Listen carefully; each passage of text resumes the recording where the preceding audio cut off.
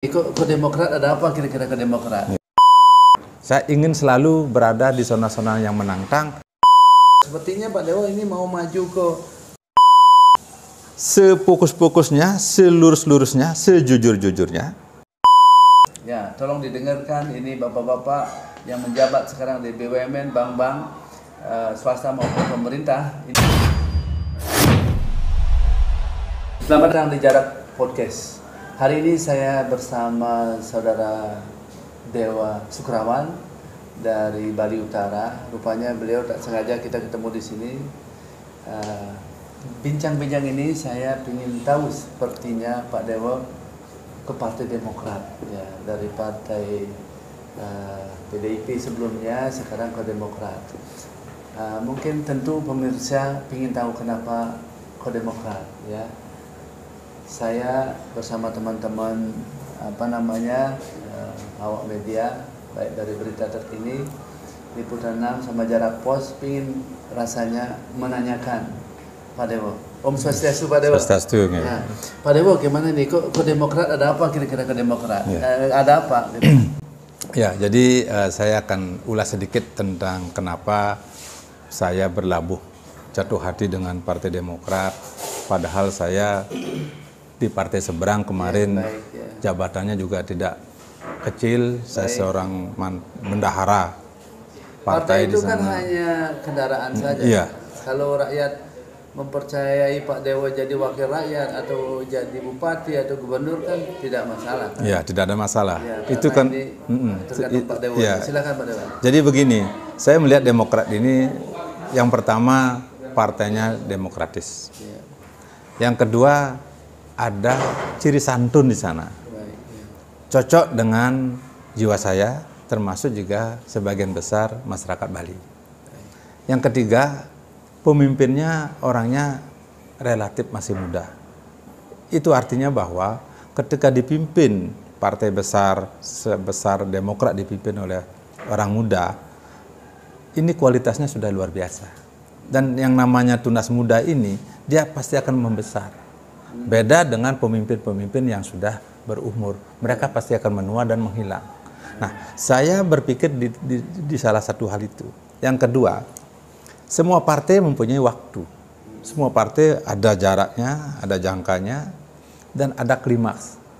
Nah, tidak ada di negara manapun partai yang bisa berjaya lebih dari 30 tahun berturut-turut.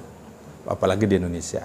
Nah, saya berpikir dari semuanya itu dan melihat animo masyarakat, hubungan partai yang modern, yang bermasyarakat, yang santun, inilah yang mengakibatkan saya harus dari awal menjatuhkan pilihan kepada Partai Demokrat. Karena saya secara pribadi juga manusia yang paling tidak senang berada di zona nyaman. Baik.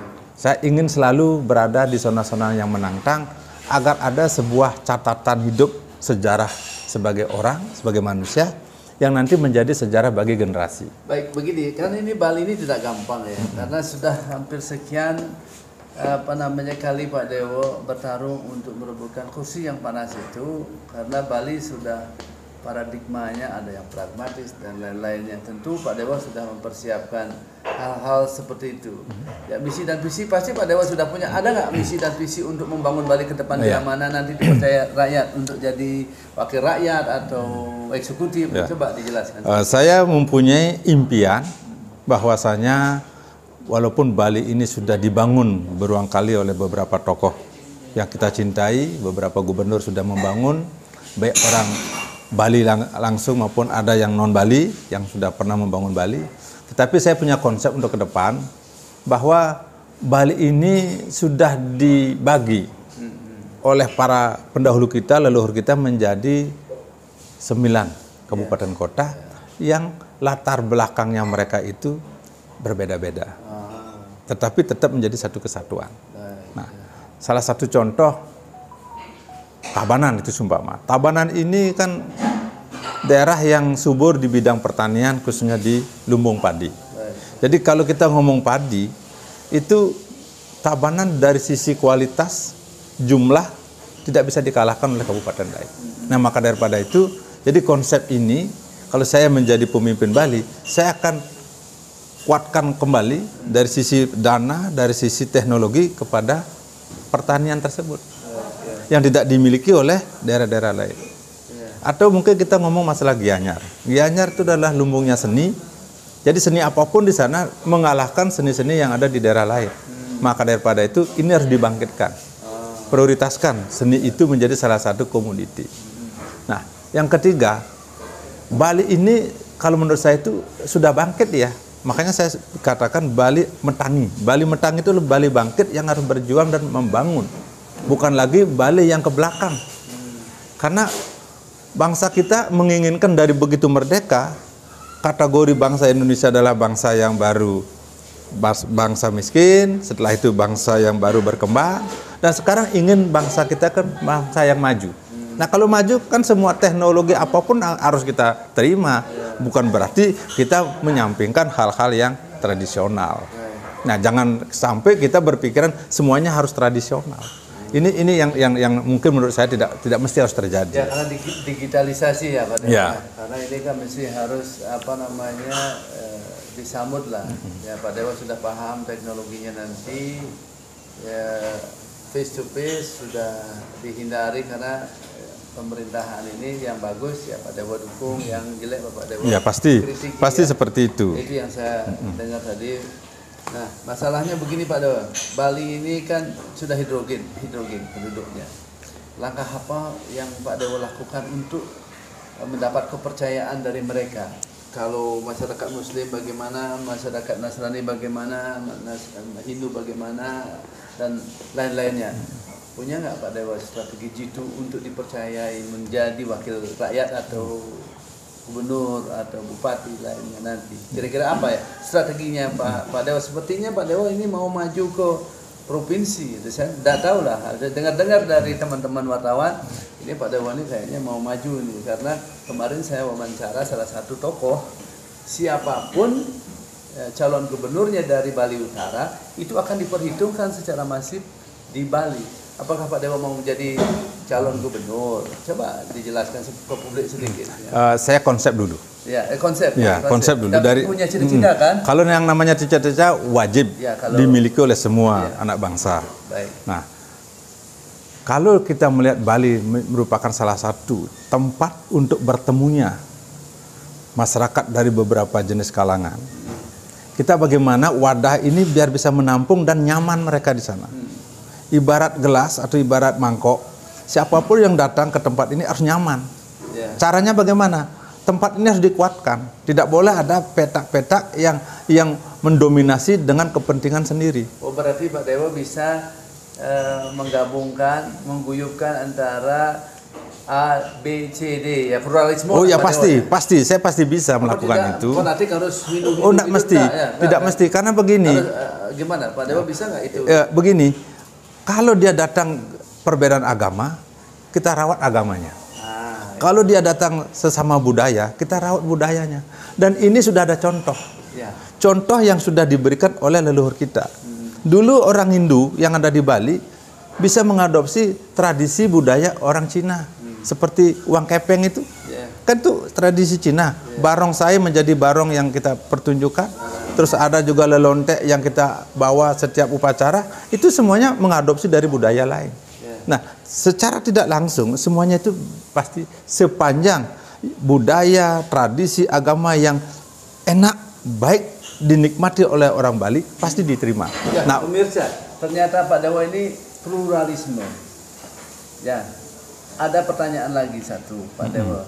Karena Pak Dewa ini kan pernah jadi wakil rakyat juga, pimpinan apalagi. Tentu peta masyarakat Bali, kemiskinan dalam angka dipahami. Nah, khususnya di Singaraja, ya mungkin di daerah-daerah lain sekarang Pak Dewa sudah mulai turun karena ini adalah penting.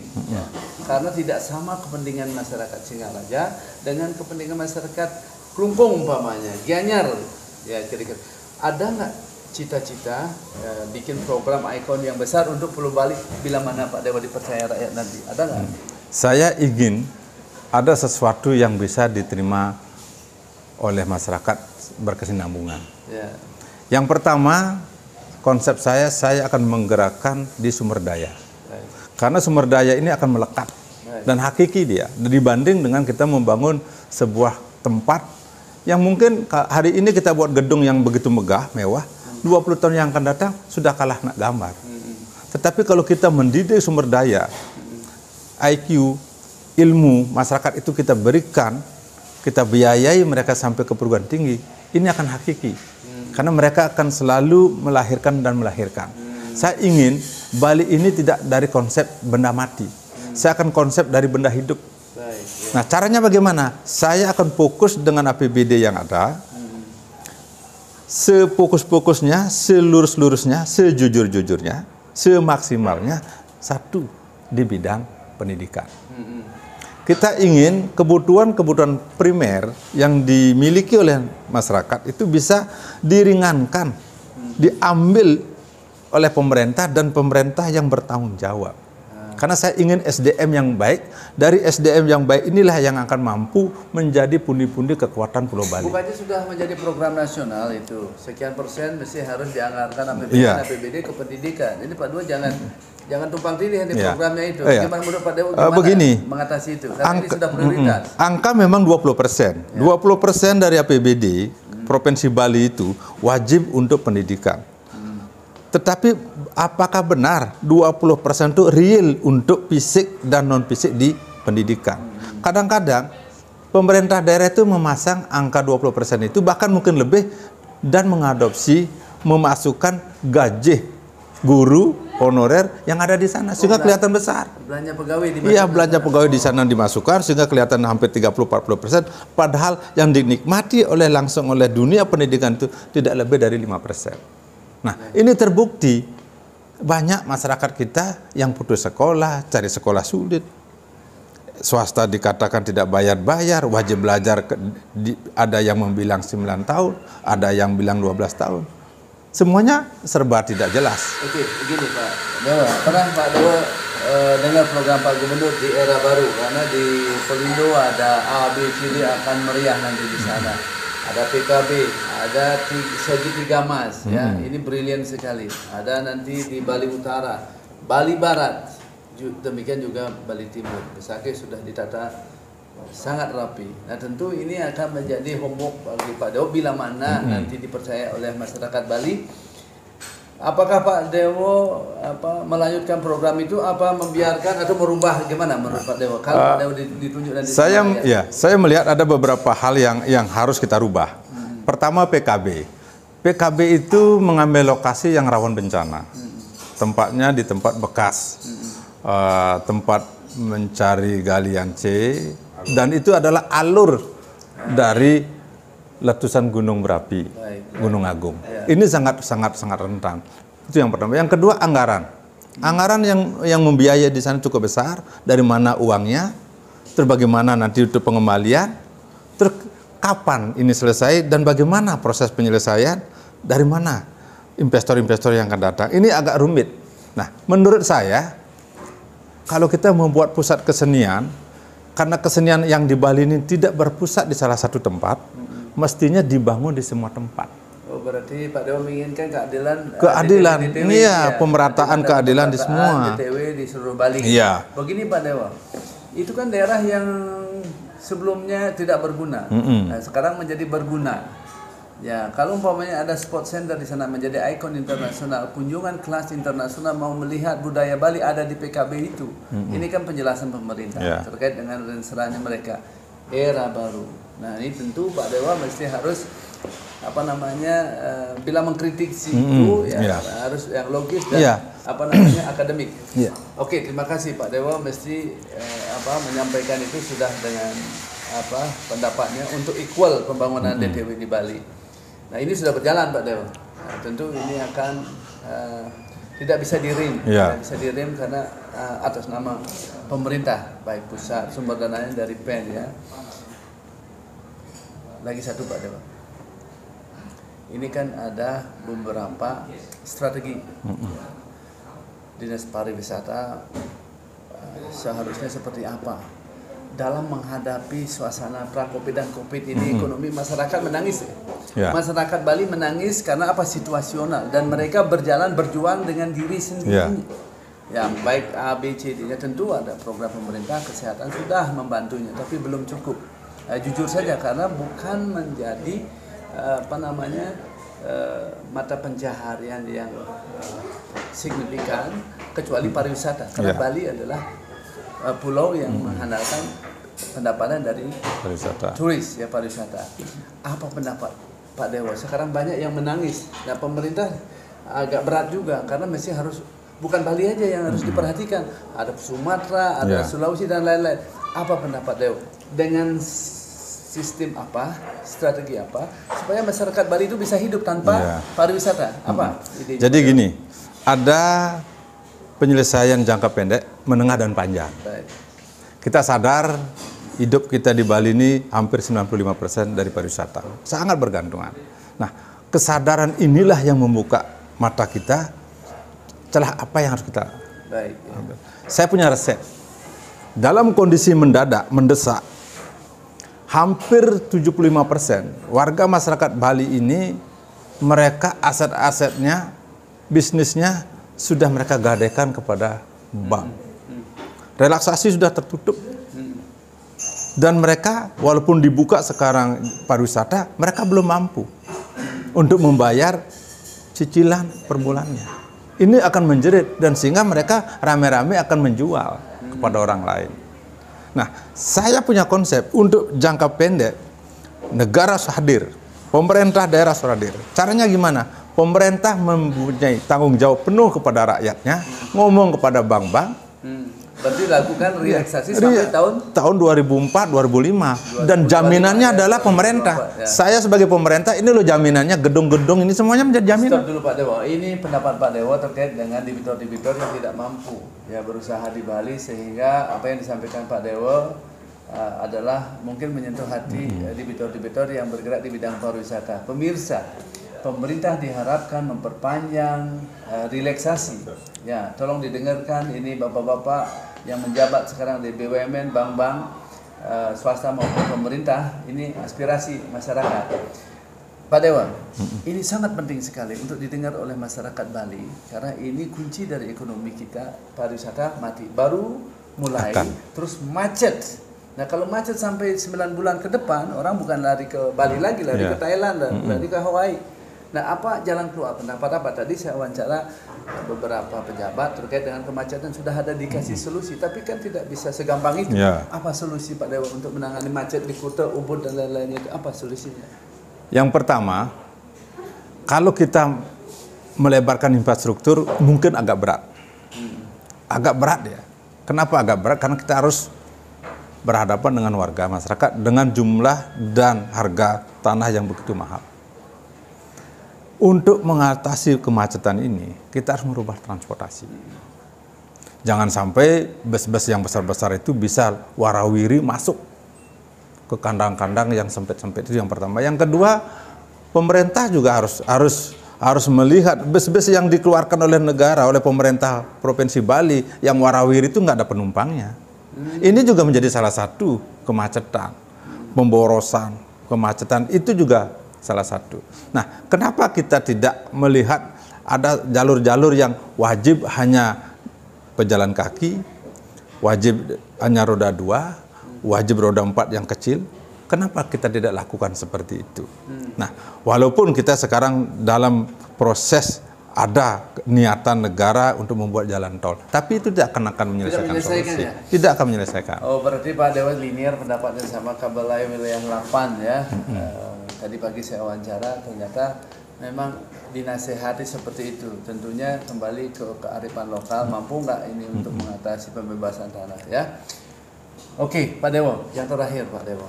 Ini masalah mungkin teritorial wilayah Pak Dewo lahir ya, karena Beleleng ini sangat sensi untuk dibicarakan terkait dengan pelabuhan udara ya.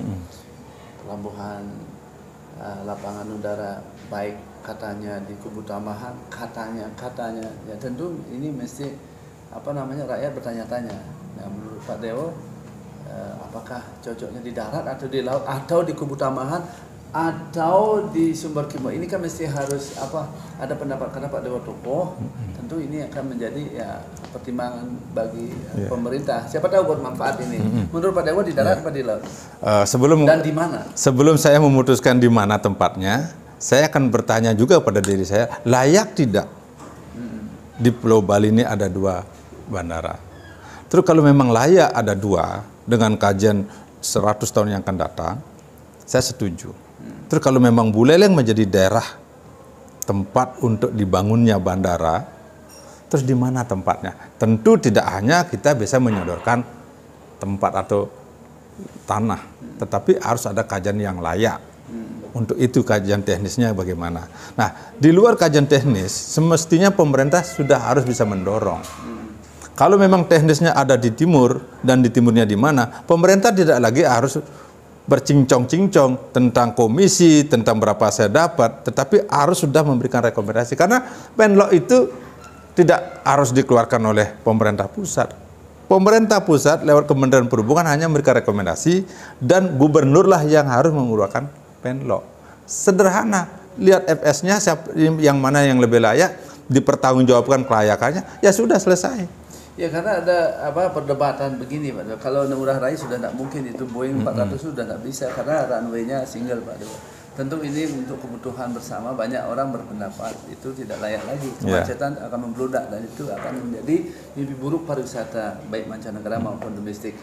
Ini masalahnya sudah sangat serius sekali. Mungkin 2 minggu ke depan ini kalau macet seperti apalagi ada tamu-tamu besar datang ke Bali, ini akan menjadi pasti ada catatan ulangnya mereka.